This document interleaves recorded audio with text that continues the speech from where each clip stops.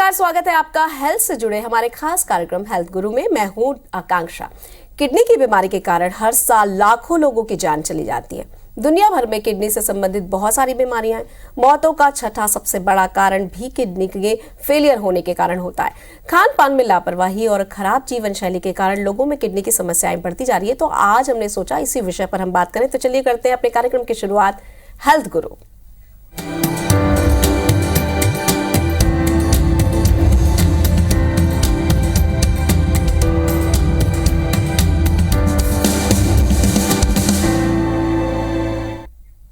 आज हम अपने कार्यक्रम में किडनी से जुड़ी हुई बीमारी, उसके बचाव और लक्षण के बारे में जानेंगे। तो चलिए कार्यक्रम की शुरुआत करते हैं। इस विषय पर अधिक जानकारी देने के लिए बतौर विशेषज्ञ हमारे साथ है मेडिशाइन हॉस्पिटल से डॉक्टर करण सराफ, डीएम नेफ्रोलॉजी। आपका बहुत बहुत स्वागत सर। नमस्कार जी सर। सबसे पहले तो ये जानना है आपसे कि किडनी सही रखने के लिए हमें क्या करना चाहिए। किडनी हमारे शरीर का एक बहुत प्रमुख अंग है। 2 किडनी होती है हमारे शरीर में, और सही स्वस्थ रखने के लिए जैसे आपने पूछा है जी, तो बेसिकली अगर हम लाइफस्टाइल की बात करें तो लाइफस्टाइल से रिलेटेड बहुत सारी चीज़ें हैं जिसमें हम चेंजेस करें और एक सही लाइफस्टाइल तो हमारी किडनी अच्छी रह सकती है। जैसे अगर कोई डायबिटीज़ का पेशेंट है तो वो अपना शुगर्स को कंट्रोल रखे। अगर कोई हाई बीपी का हाई ब्लड प्रेशर का पेशेंट है वो अपनी किडनी ब्लड प्रेशर कंट्रोल में रखे। खान पान में नमक का सेवन हम कम करें, और पानी की मात्रा बहुत इंपॉर्टेंट होती है। जो हम यूजुअली एटलीस्ट अगर हमारे को 1.5 से 2.5 लीटर के बीच में अगर हम पानी रेगुलर पीते हैं तो वो हमारे किडनीज़ के लिए बहुत अच्छा है। अदरवाइज़ हमारी लाइफस्टाइल में जैसे टोबैको है, स्मोकिंग है, अल्कोहल है, ये भी अगर हम बचें, इनसे अवॉइड करें तो वो भी हमारे ओवरऑल किडनी हेल्थ के लिए बहुत ज़रूरी होता है। जी डॉक्टर साहब, आपने कहा कि खान पान का तो हमें ध्यान रखना है, पानी का भी ध्यान रखना है। तो बहुत जगहों पर ये भ्रांतियां भी हैं कि गर्म पानी पीने से हमारी किडनी पर उसका इफेक्ट पड़ता है। तो क्या वास्तव में गर्म पानी हमारी किडनी को नुकसान पहुंचाता है? नहीं, ऐसा तो कुछ नहीं है। पानी के टेम्परेचर से किडनी के ऊपर तो कोई ऐसा इफेक्ट नहीं होता है।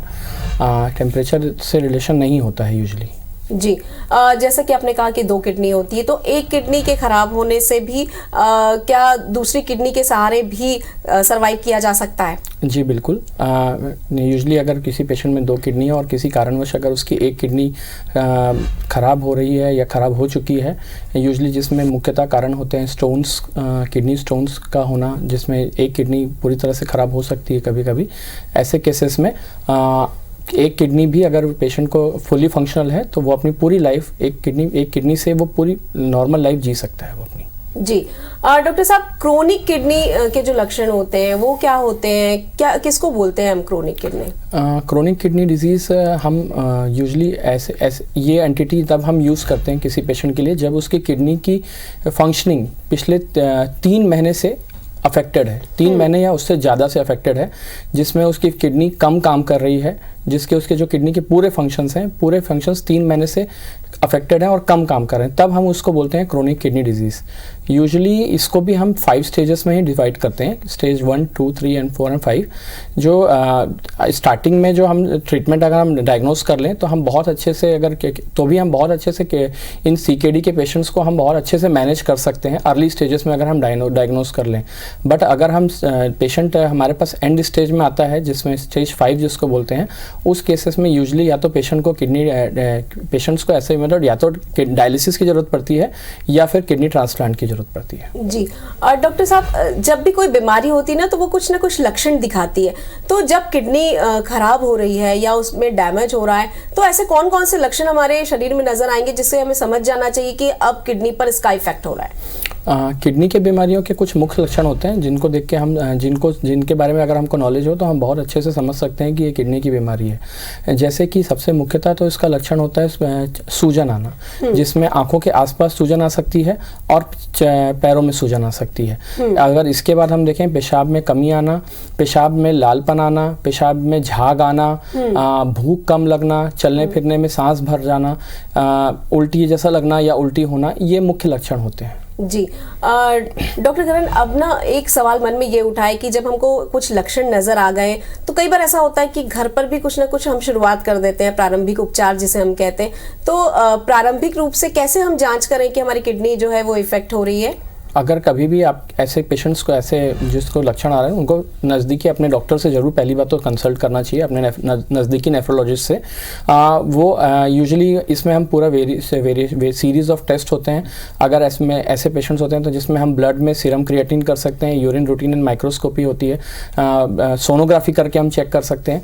ये यूजुअली ऐसे अर्ली इन्वेस्टिगेशंस हैं जिससे हम किडनी की बीमारी में पता कर सकते हैं किडनी के बारे में। जी डॉक्टर साहब, ऐसा कहा जाता है कि डायलिसिस जो है वो थोड़ा सा फायदेमंद हो सकता है, तो क्या है डायलिसिस और क्या वास्तव में डायलिसिस का बेनिफिट कुछ मिलता है? डायलिसिस यूजुअली हम उन पेशेंट्स में करते हैं जिनकी किडनी पूर्ण रूप से ख़राब हो चुकी होती है, जिसको हम स्टेज 5 CKD भी बोलते हैं या एंड स्टेज रीनल डिजीज़ बोलते हैं। इन पेशेंट्स में हमको या तो किडनी डायलिसिस की ज़रूरत पड़ती है या किडनी ट्रांसप्लांट की ज़रूरत पड़ती है। अब डायलिसिस एक प्रक्रिया होती है जिससे ये एक maintenance form of maintaining kidney health है, बॉडी ओवरऑल हेल्थ है।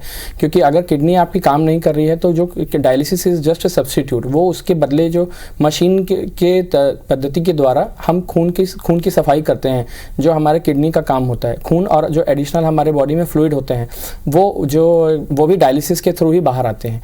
तो डायलिसिस की अगर किडनी नहीं काम कर रही है तो मिनिमम हफ्ते में 2 और 2 से 3 डायलिसिस की ज़रूरत हफ्ते में हमको रेगुलर ज़रूरत पड़ती है, जिसको हम बोलते हैं maintenance therapy. It is not a permanent solution तो नहीं बोल सकते, बट ये मेंटेनेंस थेरेपी है जिससे हमारी ओवरऑल बॉडी की हेल्थ और किडनी के हेल्थ में हम मेंटेन कर सकते हैं। जी डॉक्टर साहब, जैसे कि आपने लक्षण बताए तो आमतौर पर लोगों को लगता है पेट दर्द होना तो बहुत आम बात है, या शरीर में कुछ निशान जो बनते हैं या सूजन आते हैं तो भी लोग उसको अक्सर नजरअंदाज करते हैं। तो ये जो किडनी का टेस्ट हमें करवाना होता है, ये कितने दिन के अंदर करवाना चाहिए और ये क्यों जरूरी है?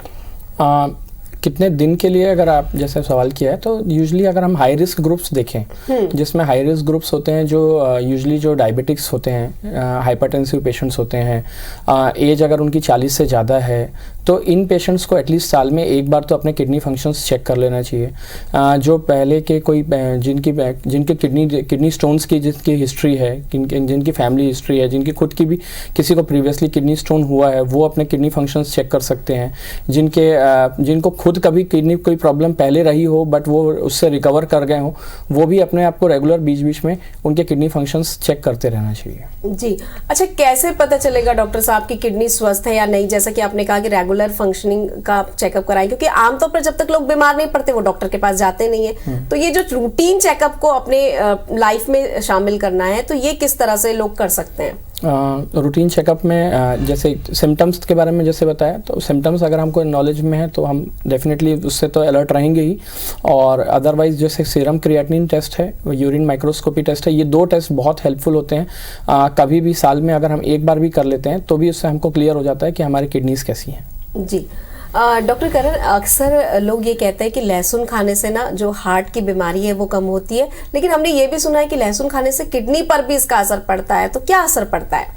ऐसा कुछ सिग्निफिकेंट इफेक्ट्स नहीं है, जितना मैं जानता हूँ, मेरी नॉलेज में है, ऐसा कुछ सिग्निफिकेंट इफेक्ट्स किडनी पे नहीं पड़ते हैं। जी अच्छा, तो घर पर जब हम किडनी की जांच करना चाहें, यदि हमको लगता है कि हम पहले देख लें कि हमारी किडनी स्वस्थ है या नहीं, तो क्या ऐसा कोई प्रयोग हम घर पर कर सकते हैं या फिर सीधे हमको डॉक्टर से ही सलाह लेनी चाहिए? घर पे हम सिम्टम्स देख सकते हैं, जैसे पैरों में सूजन आ रही है क्या भूख कैसी है हमारी, हमको चलने फिरने में, हमारी रूटीन में कोई चेंजेस आ रहे हैं क्या, हमारे खाने पीने में कोई चेंजेस आ रहे हैं कि नहीं, ये सब चीज़ें हम जरूर देख सकते हैं। बट ये बहुत कॉमन सिम्टम्स होते हैं, ये ज़रूरी नहीं सिर्फ किडनी डिजीज़ में ही ऐसे सिम्टम्स शो करें, ये तो अदर डिजीज़ेज़ में भी शो कर सकते हैं। तो इसलिए बेटर होगा अगर ऐसे कोई भी सिम्टम्स हमको मिलते हैं तो हम ज़रूर एक बार अपने नज़दीकी डॉक्टर से संपर्क करके अपने आप को एक बार जांच करवा लें। जी डॉक्टर साहब, जब पता चल जाए कि किडनी में काफ़ी ज़्यादा डैमेज हो चुका है तो ट्रांसप्लांट की तरफ लोग रुख करते हैं। तो ट्रांसप्लांट के लिए क्या क्या हमें बातें ध्यान रखनी चाहिए? किडनी ट्रांसप्लांट, जैसे कि फिर से मैं बोल रहा हूँ कि एंड स्टेज जब पेशेंट आ जाता है जिसमें स्टेज 5 होता है तभी ज़रूरत पड़ती है। और आई थिंक किडनी ट्रांसप्लांट एक सबसे अच्छा ऑप्शन है ट्रीटमेंट का, जिसको किडनी फेलियर जिस पेशेंट्स जो होते हैं बेस्ट ऑप्शन है। डायलिसिस के कंपैरिजन में यूजुअली लोग पूछते हैं कि क्या किडनी ट्रांसप्लांट बेटर है कि डायलिसिस बेटर है, बट सबसे बेस्ट मोड ऑफ ट्रीटमेंट तो किडनी ट्रांसप्लांट ही है। डायलिसिस एक मेंटेनेंस थेरेपी होती है जो हमारी बॉडी को मेंटेन करके रखती है, जिसमें हमको आपको मिनिमम हफ्ते में 2 बार डायलिसिस करवाना ही पड़ता है, और उसमें डायलिसिस कराने के भी के बाद भी हमारा सीरम क्रिएटिनिन कभी नॉर्मल नहीं होता है, वो हमेशा एक हायर रेंज में मेंटेन रहता है, जो कि बॉडी में over a long period of time वो बॉडी को धीरे धीरे करके डैमेज करता रहता है। बट किडनी ट्रांसप्लांट एक natural form of natural procedure है, जिसमें एक हमको हेल्दी ऑर्गन हमारे जो फर्स्ट डिग्री रिलेटिव्स होते हैं उन्हीं से ही हम लेते हैं और किडनी ट्रांसप्लांट करते हैं, तो वो एक नेचुरल ऑर्गन की तरह हमारी बॉडी में वर्क करता है, और जैसे नेचुरल किडनीज हमारी वर्क करती हैं उसी की तरह वर्क करता है, जिससे हमारी overall quality of life improve हो जाती है, हमारा ऑलमोस्ट नियर नॉर्मल लाइफ वापस आ जाती है, जैसे हम पहले बिफोर किडनी प्रॉब्लम्स जैसे हम एक नॉर्मल लाइफ जीते थे वो हो जाता है। और जैसे डायलिसिस के पेशेंट में बहुत सारी तरह से रिस्ट्रिक्शंस होते हैं, जैसे पानी कम पीना पड़ता है, नमक का सेवन कम करना पड़ता है, बहुत सारे फूड रिस्ट्रिक्शंस होते हैं, फ्रूट्स रिस्ट्रिक्शंस होते हैं, तो ये सब रिस्ट्रिक्शंस भी हम धीरे धीरे करके ट्रांसप्लांट के पेशेंट्स के बाद ये सब रिस्ट्रिक्शंस की ज़रूरत नहीं पड़ती है, तो वो बेसिकली अपने नियर नॉर्मल लाइफ जीते हैं, और क्वालिटी ऑफ लाइफ ज़्यादा अच्छी है किडनी ट्रांसप्लांट पेशेंट्स जी। फिर भी लोगों के मन में ये भ्रांति है या फिर एक भय होता है कि ट्रांसप्लांट के बाद भी वो सक्सेसफुल हुआ या नहीं। जो लोग ट्रांसप्लांट के लिए रेडी होते हैं, कई बार वो मेंटली प्रिपेयर नहीं हो पाते, एंड टाइम पर वो मुकर जाते हैं, तो ये ट्रांसप्लांट कितना सेफ है सर? ट्रांसप्लांट बहुत ही सेफ प्रोसीजर है, और ये ट्रांसप्लांट आज से नहीं हो रहा है। जो हमारे ओवरऑल जो सबसे फर्स्ट ट्रांसप्लांट हुआ था वो 24 दिसंबर 1954 को हुआ था, और आज से तब से लेकर आज तक लाखों ट्रांसप्लांट हो चुके हैं, और वो सभी ट्रांसप्लांट सक्सेसफुल ही रहे हैं, जिसमें पेशेंट की life quality of life improve होती है। हाँ, ये है कि इसमें बहुत सारी चीज़ों का ध्यान रखना पड़ता है, जैसे पेशेंट हमारा फर्स्ट डिग्री रिलेटिव भी होना चाहिए, जिसमें हमारे माँ बाप, भाई बहन, पति पत्नी या बच्चे हो सकते हैं, और कुछ स्पेशल सर्कमस्टांसेस में कुछ सेकेंड डिग्री रिलेटिव गवर्नमेंट की तरफ से जो नॉर्म्स हैं उसमें अलाउड रहते हैं। अदर देन दैट इसमें बहुत इंपॉर्टेंट होता है कि एक जब हम किडनी ट्रांसप्लांट करा रहे हैं तो हमारा डोनर जो है वो डोनर बहुत अच्छा donor should be a healthy donor, जिसको किसी भी तरह की कोई क्रोनिक प्रॉब्लम्स नहीं होना चाहिए, जैसे कि उसको कोई डायबिटीज़ नहीं हो, हाइपरटेंशन ना हो, या कोई क्रोनिक कैंसर रिलेटेड प्रॉब्लम्स या chronic lung related, chronic heart related कोई प्रॉब्लम ना हो, तो वो पेशेंट फिट होते हैं देने के लिए। और ऐसे पेशेंट्स में हम यूजुअली जब हम डोनेट करने की बात करते हैं तो जो बहुत इंपॉर्टेंट होता है वो ब्लड ग्रुप भी होता है। अगर ब्लड ग्रुप सेम रहता है तो वो भी एक बहुत पॉजिटिव पॉइंट रहता है, और ये सब चीज़ें एडिटिव बन के किडनी ट्रांसप्लांट को सक्सेसफुल बनाती हैं। जी बिल्कुल, यानी कि एक्सेप्टेंस जो है वो बढ़ जाता है यदि ब्लड ग्रुप सेम होता है। तो और भी बहुत सारी बातें हैं जो कि हमें डॉक्टर से जाननी है कि सेम ब्लड ग्रुप से अगर ट्रांसप्लांट होता है तो वो ज़्यादा सेफ होता है, लेकिन अगर अदर ब्लड ग्रुप से हम किसी से ट्रांसफ़र करते हैं तो वो कितना सुरक्षित है सर? वो भी काफ़ी सुरक्षित है, उसमें तो थोड़े एडिशनल टेस्ट और होते हैं और एडिशनल कुछ प्रोसीजर्स और होते हैं, और वो भी ऑलमोस्ट काफ़ी सक्सेसफुल ट्रांसप्लांट वो भी होता है बिना ब्लड ग्रुप वाला।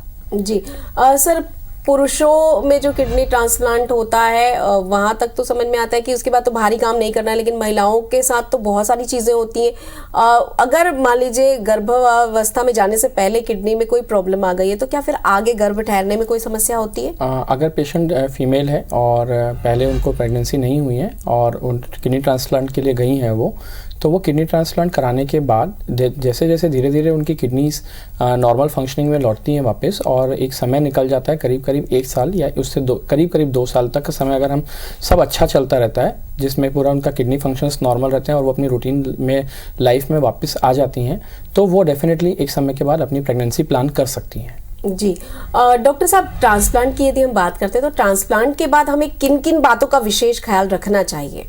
किडनी ट्रांसप्लांट के बाद बेसिकली हम जो विशेष ध्यान रखने के लिए बोलते हैं पेशेंट्स को, वो थोड़ा सा बाहर के खाने पीने का परहेज रहता है, जिसमें आप घर का खाना खाएं, गर्म खाना खाएं, ताज़ा खाना खाएं, ये रहता है। बाहर की चीज़ें अवॉइड करें।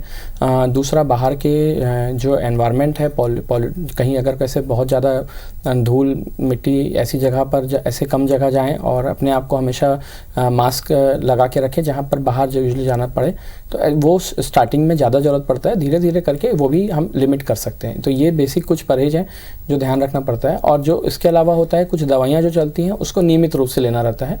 बाकी मोस्ट ऑफ द टाइम हम इसके अलावा नॉर्मल लाइफ जी सकते हैं। जी बिल्कुल, यानी कि ट्रांसप्लांट के बाद एक नॉर्मल लाइफ आसानी से व्यक्ति जी सकता है। डॉक्टर साहब, किडनी पर बाहरी खाने का कितना इफेक्ट पड़ता है, क्योंकि अक्सर लोग कहते हैं कि बाहर का खाने से बहुत बुरा असर पड़ता है किडनी पर, इसमें कितनी सच्चाई है? इसमें आई थिंक जैसे कुछ ऐसे कुछ फैटी फूड्स और सॉल्टी फूड्स हैं, डेफिनेटली उसका लॉन्ग टर्म पे इफेक्ट्स है, क्योंकि वो अल्टीमेटली ब्लड में कोलेस्ट्रॉल का लेवल बढ़ाना और हाइपरटेंशन जो हमको होता है उसके लॉन्ग टर्म इफेक्ट्स किडनी पे दिखते हैं, तो डेफिनेटली उसके इफेक्ट्स हैं।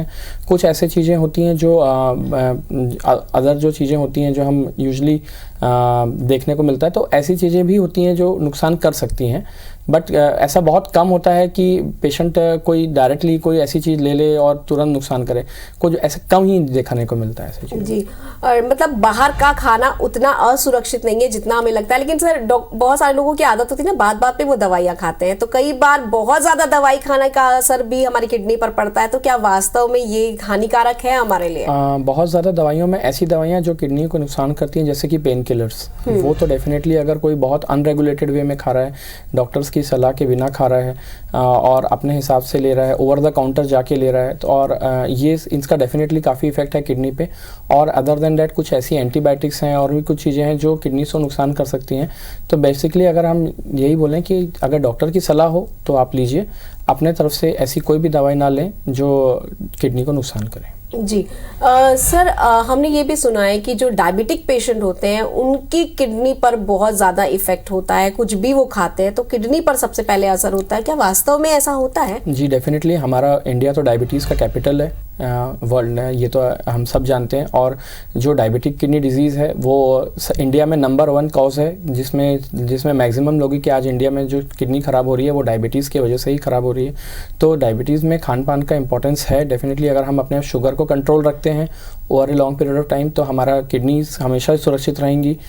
अल्टीमेटली हमको जो कंट्रोल करना है वो शुगर कंट्रोल करना है, जितना अच्छा हम शुगर कंट्रोल करेंगे उतनी ही अच्छी हमारी स्वस्थ किडनी रहेंगी। जी डॉक्टर साहब, अभी अगर हम सरसरी तौर पर आसपास के लोगों को देखें, या तो बहुत ज़्यादा दुबले लोग हमको नजर आते हैं या बहुत ज़्यादा फैटी लोग नजर आते हैं, तो क्या ज़रूरत से ज़्यादा फैट भी हमारी किडनी को इफेक्ट करता है? बिल्कुल करता है। अगर हम मॉर्बिड ओबेसिटी जिसको बोलते हैं, अगर मॉर्बिड पेशेंट मॉर्बिड ओबेस है तो उसकी किडनीज पे डेफिनेटली उसका फ़र्क पड़ेगा, क्योंकि किडनीज को की का काम फिल्ट्रेशन होता है, तो फिल्ट्रेशन करना, वेस्ट प्रोडक्ट्स बाहर निकालना, तो वो अगर पेशेंट का body weight excess over and above excess है तो डेफिनेटली उसका किडनीज पे फिल्ट्रेशन लोड आता है, जिसका over period from long term में फिल्ट्रेशन में अफेक्ट आने की वजह से किडनीज वीक हो सकती हैं पेशेंट्स की। जी, तो यानी कि हमें अपने फैट का भी ध्यान रखना होगा और लाइफस्टाइल बहुत इंपॉर्टेंट हो जाती है। जब हम लाइफस्टाइल की तरफ बात करते हैं या फिर हमारी डाइट को लेकर आजकल जो लोग बहुत कॉन्शियस हो गए, तो उसमें हमारे दर्शकों के लिए आप क्या सलाह देना चाहेंगे?